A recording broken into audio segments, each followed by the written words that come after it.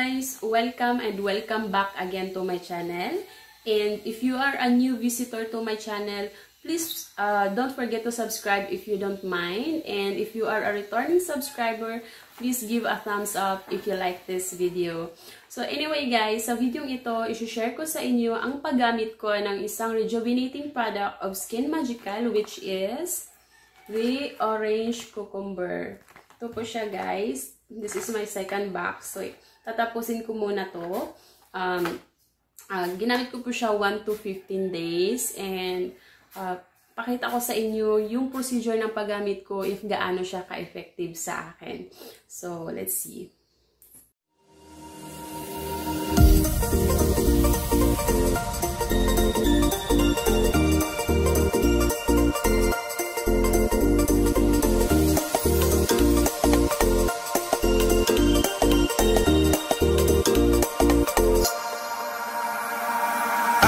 Could swear it's been 700 degrees in here since you came in.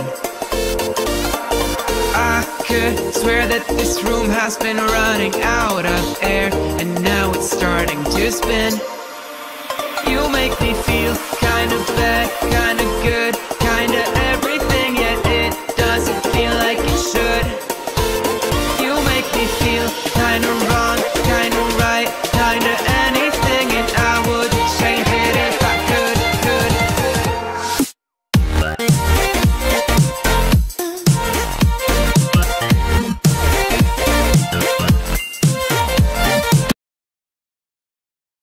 So yun na guys, yun na yung 1 to 15 days na paggamit ko. And ang masasabi ko lang, it's very effective for me kasi nga hiyang siya sa akin. And wala po akong naging problem like breakouts compared to another product na na-try ko before.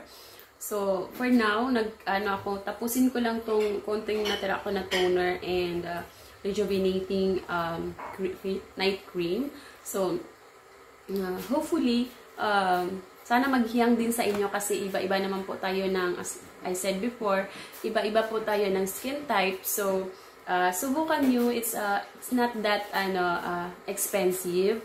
And yes, I will zoom you the result anyway for that. So, yun po siya guys. Before, I have lots of, nakita nyo yun sa ang dami-dami kong breakout. And ngayon, ito na siya.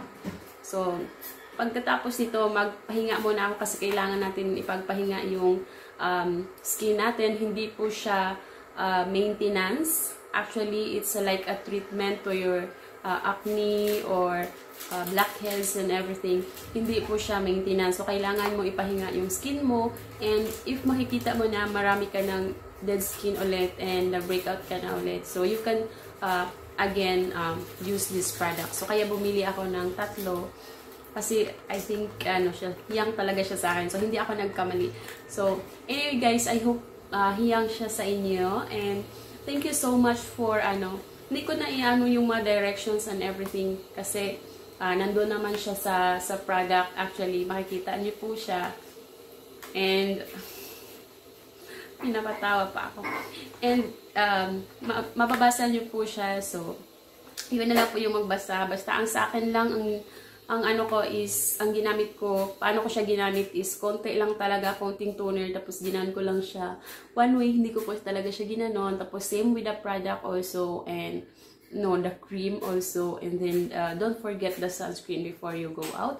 Or even if you stay in the house, maglagay lang kayo ng konti kasi, siya, actually, hindi siya unlike another review na, sa akin, hindi ako nag-turn into red or something irritation. Kaya, hiyang sa akin.